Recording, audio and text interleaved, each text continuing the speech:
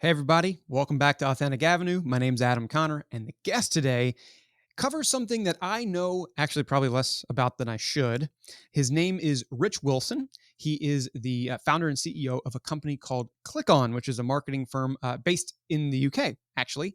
And the topic that I need to know more about that he takes me to school on is content tech. Now, normally I think about those two in conjunction, but what we come to learn on the podcast today is that we have a long way to go with how creativity meets technology and where the middle of that is. Rich knows it, and he's been building a company around it since 2014, and himself has seen the transition from a mostly bespoke documentary creative company to one that has built a platform. They actually call it Creative OS to help brands create content at scale. And we talk about what the future of that might be. And I learn a little bit more about what he stands for. And he defines the A word, of course, authenticity, because how could you not? And then we speculate a little bit on the metaverse, but that's in the last minute or two. Anyway, I think it's a great chat, pretty laid back one as well, which is refreshing from a founder. And I hope that you enjoy it too. So without further ado, this is Rich Wilson. Rich, how are you? Good to chat with you. Want to learn more about your story, but first, how you doing? I'm good. Good to see you, Adam. How are you?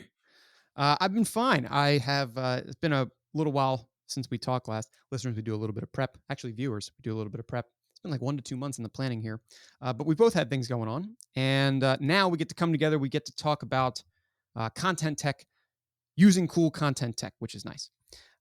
Click on. Let's start there.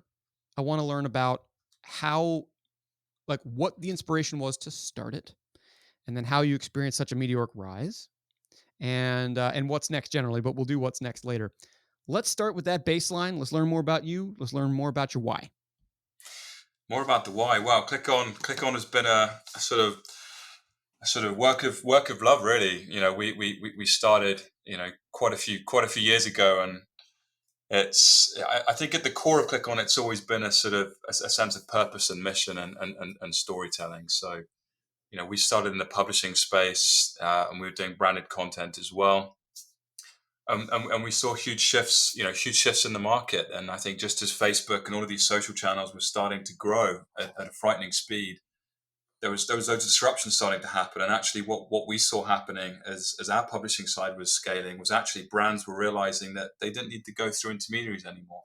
They could go directly to the audiences via the platforms. And click on was sort of living, and we were living this as this huge shift was happening. And what we ultimately realized was that brands could reach audiences directly. They just needed people to show them how to do it. Um, and I think that was really the nexus of how we got our break.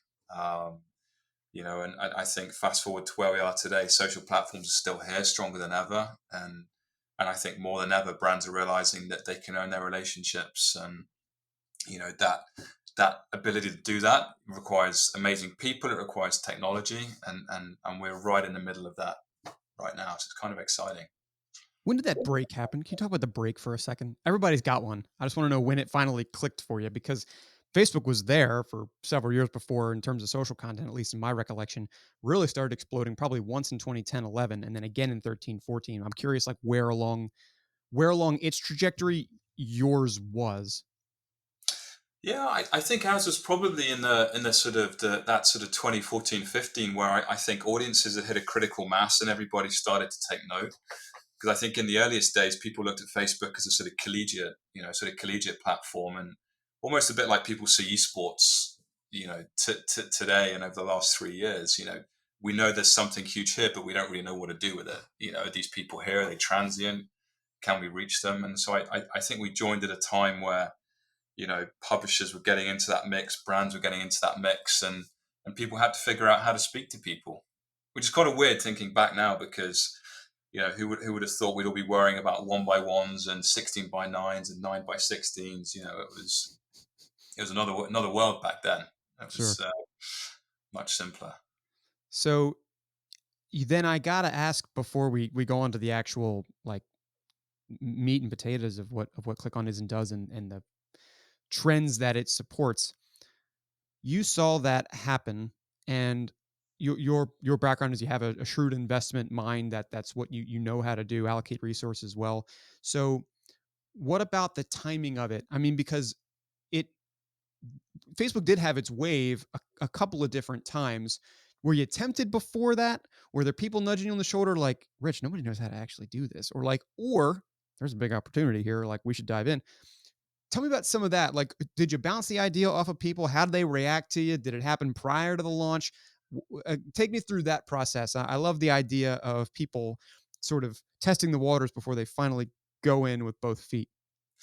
It's really funny because I always go back to a story that we had. So Ben, my co-founder at ClickOn, we set it up and we went into one of the huge publishing offices in London. At the time, publishers were doing well; they were the high and mighty, and I won't name any names, but we went in there and we sat next to one of the editors in chiefs, the big cheeses, and we were doing a lot on social. We had huge audiences; they didn't, and they sort of looked at us and they sort of said, what are you guys talking about? We don't need you. Um, we've got this figured out. You guys are just another little sort of transient company, with big ambitions. We're fine. We got this. And I remember just sitting there and we just looked at each other and myself and Ben, and then we looked at this guy and he was just being dead serious and he was almost so unimpressed with what we were trying to do. He just kept looking up at the wall at his photographs, almost so disinterested in what we were doing. We were just sitting there thinking, you know, this is really interesting, and in a weird way, it makes you want to try harder, Oh, and, yeah. and it makes you want to prove people wrong faster. And I feel like that was a really interesting moment. I always go back to it when people tell you no and they say you're wrong. You sort of you double down and you just push harder. And that was an interesting moment for us because we just knew that even the biggest people in the space just they couldn't see it. Uh, I love that idea. Somebody sits there like disinterested and looks right at me, or let me trade a story with you first, because this this idea is super strong. No matter where you come from, no matter what pretense there is, if you come in and somebody like challenge you directly to your face, like I don't care how I felt when I was outside the door, I walk in the door. If you tell me something, I it's probably to a fault. Like in my head, first I'll react and I'll get mad, and then I will really like bear down and be like, nope, I'm gonna prove you wrong and I'm gonna embarrass you, and then I'm gonna maybe disrupt you and take you over or do something better. So this happened where I was interviewing. I was in New York. Listeners to a previous podcast of mine will know this interview, but they won't know the context. So I get to give it. I was in New York for an advertising conference. I got 12 minutes to interview this big cheese, so you say, in advertising, who's from the UK, Sir Martin Sorrell, from who had founded WPP and now is doing S4 Capital, where he's like building another huge, mostly digital powerhouse, which I wonder how close that approaches what the thing you're trying to disrupt is.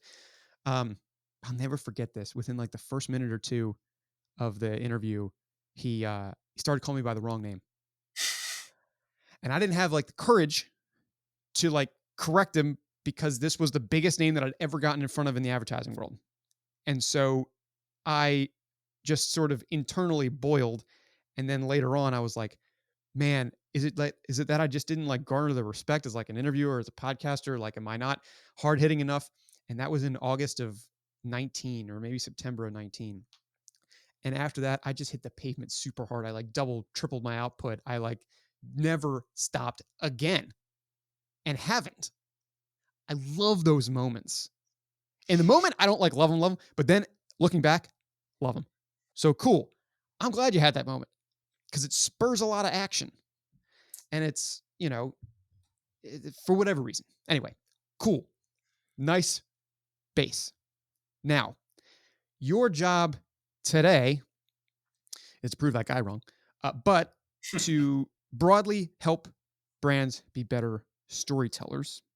The way that you've done it, as I understand it, and you'll tell me more about it, is specifically through documentary based storytelling. I love that because I'm a fan of long form, mostly in the audio format, dabbling in video. I think that's great. You did that several years earlier. Can you explain, I guess, for the super untrained eye and ear, what's different about documentary based storytelling from other like typical storytelling we see brands do, and an example or two of how you made it different for somebody? Yeah, sure. It's really interesting because we got a big. I guess another one of our defining points, and we seem to have many. I guess a relation to how quickly this industry shifts is documentary content. So Ben and I, we sat down in probably 2017, maybe a little bit before, and we sort of said, right, we're really going to commit to building incredible story driven content, and we created a huge pool of original content, across a whole different, array of people and topics. And in addition, we started then offering that to brands as a way of sort of building almost authenticity within what it was that they were doing. Because I think there's no better way than documentary storytelling of just getting to the real nuts and bolts of who you are and what you do. I mean, God, look at YouTube, you look at Netflix, look at all these channels now. It's all long form. Um, I mean, God, can you imagine literally 3 or 4 years ago, people were saying long form doesn't really exist anymore. It's like, go on YouTube. I'm telling you right now, it does. And it's still going strong. Um, Look at podcasts. So, we sort of got a big break and we started working with brands, from Special Olympics and an incredible organization in the US, promoting, inclusion. And our work with them was just telling stories. And it sounds really simple, but it's really not, because everyone's idea of stories and content differs. But how do you actually reposition a brand and tell amazing stories about the people, the work they do, the lives they change, and do it at scale?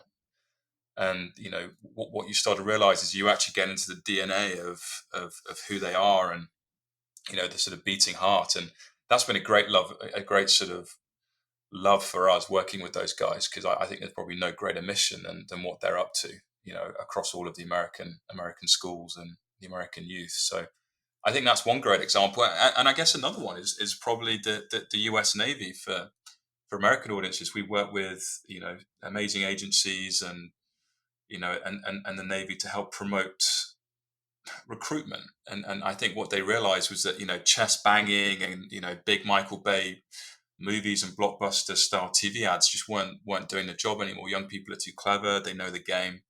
You've got to tell stories. Um, you've got to inspire people at the grassroots level. Why do people join? It's not to be GI Joe. It's to actually be given a sort of sense of purpose and a real mission. And I think the Navy enables that. And Hmm. that's the differentiation that you only get through storytelling and documentaries. So um, Yeah, I saw that with the. I mean, I wasn't focused specifically on the Navy, but the thing that most hits me about like what's an ad for the Army that I remember. At this point, I don't know how many years ago it was, probably 10 or 15, but for a while, the Army in the US did these like sandstorm like charges. Like that was basically the whole ad was yeah, like these soldiers running through the thing. And it's like, oh, okay. But then over time, it was discovered that, well, not discovered. It was just, it became more generally known that like, man, that's not it at all. I mean, really, unless you're in like full time war. So anyway, I agree. I think that the same can be told for brands who aren't in the military, externally or internally. I think there's a huge, uh, still untapped opportunity there, though you're chipping away at that. And you took this ability to document and just tell stories, which, as simple as it sounds, is a little harder to pull off. And it gave you the right, from what I understand, to turn your business from just we tell stories into content tech. Now, here's where my knowledge starts to like go off the rails a little bit, because when I think of content tech, I think of maybe a website that I can plug a video into and resize it to the 16:9:9:16 that you're talking about before. I mean, like, I really don't know as much about it. Um, but I do know there's a heck of a lot of opportunity there, and there's a heck of a lot of brands that probably need that because it makes content so much more versatile. So, what was your inspiration, I guess, in the second jump from help brands tell stories to we got to be a platform for that, as opposed to a more maybe bespoke house that just told one brand story and moved on? Can you explain that a little bit? yeah, I think that's really interesting, and in a weird way, it's actually kind of the two journeys coming together. So you take a company with DNA in digital publishing, creating hundreds, thousands of assets at scale every day, and then you fuse that with sort of branded storytelling, and you sort of publishing requires technology expertise. Creating original great content, requires creative expertise. So, we were getting more and more requests from clients to sort of deliver, 1,000 assets in 5 days. Ridiculous request, but Yeah, that's the that's world we live hang in. on a minute. That seems like I don't care if you have the best, you know what I almost said there? I almost said AI, but I know that we're going to talk about that in a little bit. How Yeah. in the hell do you do that? Anyway, go on. And it's well, we just realized that the content's not going to go away. I mean, you can see that from the growth of the platform. So we started investing in technology just to help the creation process. So, you know, I think where do all the issues fall down when you get overloaded with requirements? You just have to use technology to do all the heavy lifting. So we started investing in technology to help the 1,000 assets in 5 day kind of clients. And we built it. One of our advisors calls it eating your own dog food. It's a horrible analogy, but it Mm, is what it is. And we built it and scaled a business off of it. And ultimately then started turning that product into something that we knew other people would also need because it was solving such a big problem for us. So that is how we sort of morphed into being, I guess, more of a, I guess, from sort of publishing at scale to storytelling and documentaries at scale to being a hybrid creative and technology company, just sort of fusing the two together.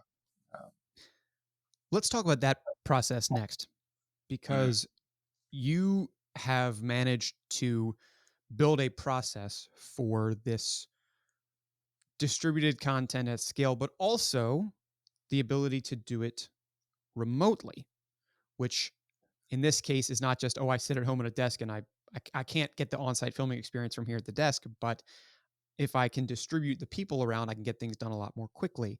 And you've blueprinted this. I enjoy that because I like talking to people who have blueprinted certain elements of business. And I would like to ask, without you peeling back the entire onion, to learn how did you blueprint it and what is that process of remote content production as ClickOn sees it? I think I guess you have to sort of look forward and then look back. So I mean, you brought up Sir Martin Sorrell earlier, and I think there's a really interesting analogy there. He's obviously a hard interviewer, but I think his model and the model of the sort of companies of old. You always have the sort of the big holding groups, and then you have these new era companies. Your sort of S4 Capitals and some of the stuff that Fimalac is doing, and then you come into the new third space. If you were going to build a global agency today, wouldn't you build half of it on technology? Wouldn't you accept that ESG and sustainability is where the world's going, that people won't travel as freely as they did, that remote working is a thing? Wouldn't you build a company that's half technology, half people? Where technology can do a lot of the heavy lifting, drive cost efficiencies, reduce carbon emissions, and then support that with human creativity, i.e., people. And I think that's where we find ourselves now, and that's the model where we find ourselves. The demand for content is bigger than it's ever been before. Brands are looking to do more in house. They need the technology to help them to do it, and they need access to sort of remote teams all around the world. It's almost everything coming together for many different reasons, but all at the same time. That's what I've seen for sure. When I talk to brands who are like at the CMO level, a lot of it is like, oh, we've done a lot of this, we brought a lot of this in house. The source locally, I've like to go and find talent somewhere and be able to manage them remotely. I've actually seen less, but maybe that's catching up. Really, the only way that I can visualize it is okay, I'm a brand in the Washington, D.C. area of the US, but I would really like, I have a client that wants to film something in Paris or whatever. Well, I could take a whole team here and fly them over there. That's probably the carbon footprint you're talking about. Or I can source locally and find somebody in Paris. Now, that where the rubber meets the road for the tech, again, ignorant brain, I'm still thinking like, well, they'll just take that file and upload it into like Google Drive or whatever, and they'll send it over to me and I'll pull it down and that'll be it. That's not how you, that's how you get one piece to one piece, not how you get to 1,000 in 5 days. So then let me ask you this, because obviously that's been on your brain. What are brands or people who are hungry for that sort of scale asking about next? Because my question is that how does the technology Yeah. finally like coexist with all of those people? Like how you can source that person locally, but how do you teach them to create the content at scale? Or do you take that upon yourself? And secondly, how do those two pieces or will they ever like serve to strengthen each other rather than serve as like two pieces which will have constant friction? Yeah, really good question. And I think honestly, the two have to work harmoniously together. I think anybody or any industry, career, genre that says that it can't work with technology going forward, I think is gonna have a real hard time.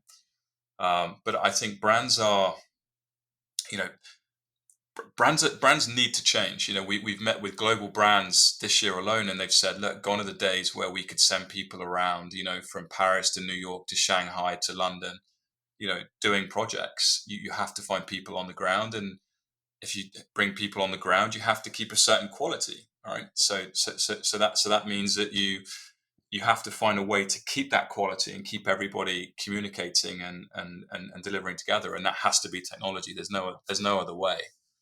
And so I don't think technology is ever going to necessarily replace creativity. I don't believe in that, but I think the two can work side by side as equals, for Let the me bring benefit of back all. the AI conversation Yeah. then, because that's most of Yeah. the time, like for instance, and in the podcast world, this does exist a little bit, which is kind of a cool idea, but it's very early.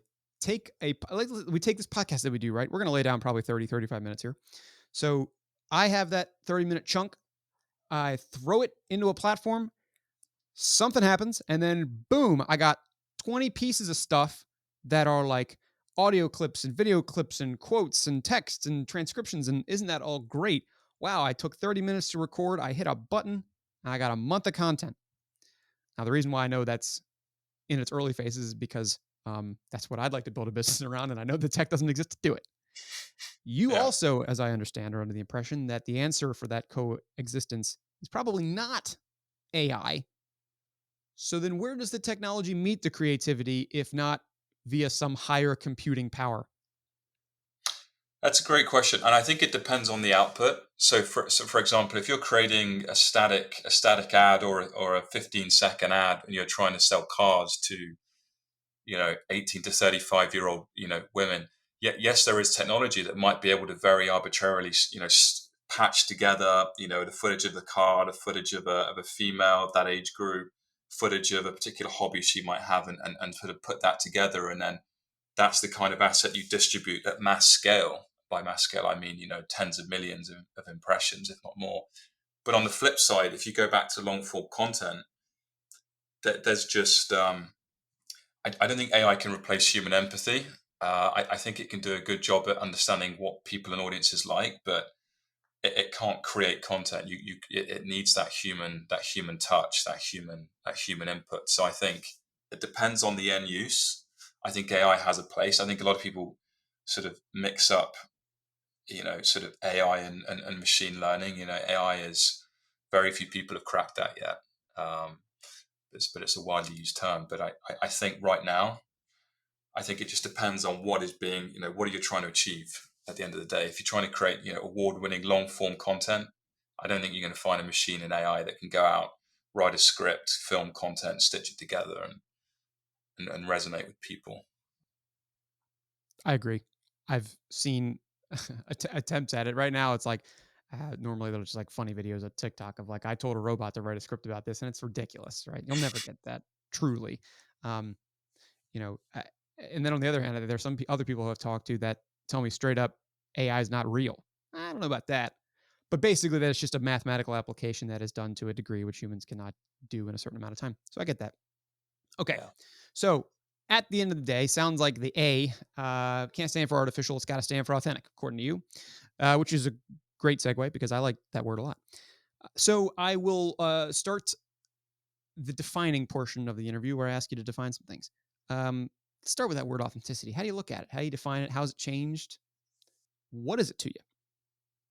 what is it to us? I think the question is, what is authenticity to everybody? I think everybody has differing opinions of what authenticity is. I mean, if we speak in the brand context, some brands think they're being authentic by doing, very, very, very arbitrary, communications, and they might think that's authentic. The average person might look at that and actually just see, see completely the opposite. But for me, authenticness is how do you go down into the weeds of who you really are.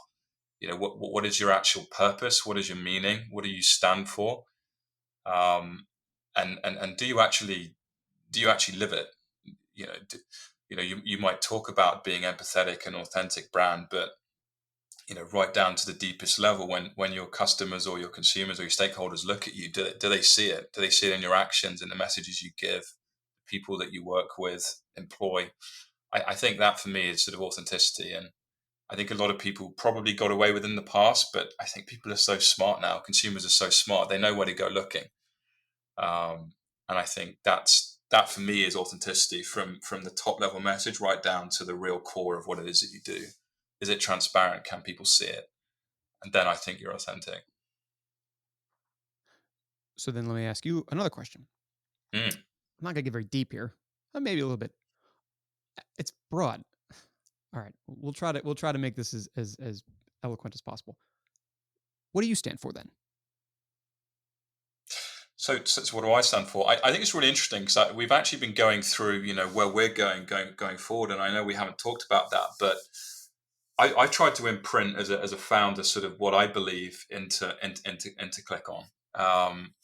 And I think actually we riffed on it for a long time, and you go down this route of all these arbitrary values, and I actually came back to what do I stand for, and what do we stand for as founders, and actually it's more about legacy. And I said, rather than come up with six random words, be bold, be this, be that, just stand for legacy. You are how how you act with your clients, how you act with others. The products you build when you go to work. Your time at work. Everything you do is contributing towards something. Just make sure it stands for something. Give it your all. Look back in 10 years' time and feel like you've contributed either to creating an amazing business that stands for something, or given back to society or brands, or just done something that stands for something. So in a weird roundabout way, we're now trying to sort of integrate, I guess, what I believe into the company. And I think it sits around legacy. It's one word, it means many things, and people can remember it. Where do you think brands are misstepping in their path to get there? Where do I think that probably mixing up the need to the need to sell and the need to sort of achieve their overall business mission, and not focusing enough on the reason why they exist. I think newer brands struggle with this way less than older brands. Because generally the newer age brands are more founder led. They're rooted in a sense of purpose, and a lot of larger, more established brands aren't necessarily, the founders aren't still there. The reason for existing aren't necessarily as strong as they were when they were created. So I think I think they just need to try and go, for older brands, they have to try and go back to what is the core reason for their existence, and try and be authentic in what that is, and don't try and just patch it up superficially. For modern brands, they've been around in the digital age. They probably don't need to sell it. It's there for everyone to see. Let's stick with brands for a second because Mm. as far as I know, again, I'm not as like worldly knowledgeable in this as I should be. Maybe this whole world of content tech. Again, it's even a term that I can't fully wrap my brain around. Where where is it going? Because like you're not the only person thinking about this, surely. So, Yeah. what is what are brands going to expect? And I don't know what timeline you want to use here because a year is probably short. Um, but let's say 5. I mean, what will brands expect within 5 years with regard to the technology side of its content house? I think Other I, than like whether they're using ClickOn, which would be cool, which would be great. Oh, But that would be great. And that's where we that's that'd where be we awesome. want that's where we Yeah, that's want to right. be. We finally Powering proved that guy wrong. powering creativity for the brands of the future. That's where we want to be. But Yeah. where do I think it's going? I think a lot of it is automating the sort of the creation of content, getting better at it, doing more of it at scale. Content is not going anywhere. The need for it is not going anywhere. The platforms, just as everybody thinks that Twitter and Facebook have reached their sort of their apex pinnacle, TikTok comes along, and I think I Crushes don't it think all. I don't And think it's long going to and change. me as a podcaster, poof, Let me tell you a story. I make podcasts. I've talked to some fantastic people, advertising legends, right? The audience is just different between that and a 15-second TikTok about some like crazy move a brand made, and the attention is wild. Yeah. It made me happy for like the opportunity, but at the same time, I was like, "Geez, man, some people are going to listen to 15 seconds long, more so than 15 minutes." Anyway, go ahead. I didn't mean to cut you Yeah, off. That was my you're little in the hot tangent there. seat. I read recently 100 million Americans listen to podcasts. I can't remember what it is now. Is whether it's every day or every year. I can't remember, but the growth is huge. Anyway, That is a, I'm not that, answering. that is a lot of TAM for me to go after. I'm going to keep that one in mind. 100 million would be sweet. I'm not answering your question. For me, so where do we get to? I think brands adopting technology more and telling better stories at scale, I think, is where they're trying to get to in the short term. Yeah. And then you get onto this topic of the metaverse and everything, and like a sort of 5 to 10 year play. I don't know. Do you think I have that's my own. real? By the way, can I know the metaverse wasn't on our list of topics we're going after, but is that real? I Like don't know. I we don't know. think. Uh, I speak. Everybody I speak to, I should ask you. I like. So, what do you think in the metaverse? And everyone looks at me, and they're going, "Yeah, yeah, it's really interesting." And I was like, "Just tell me what you think it is." And then they look at me, and they see the panic in their eyes, and I get a different explanation from everybody. Um, I think we may get to a metaverse world. I mean, there's enough money going behind it. But if a metaverse is an alternate reality, surely that means that everybody needs to be using Google Glasses or an Oculus headset. But right. Right. less than 0.0001% of the world's population uses it. So, Hmm. I mean, what does that mean? I guess it has a long way to go. I Uh, suppose so.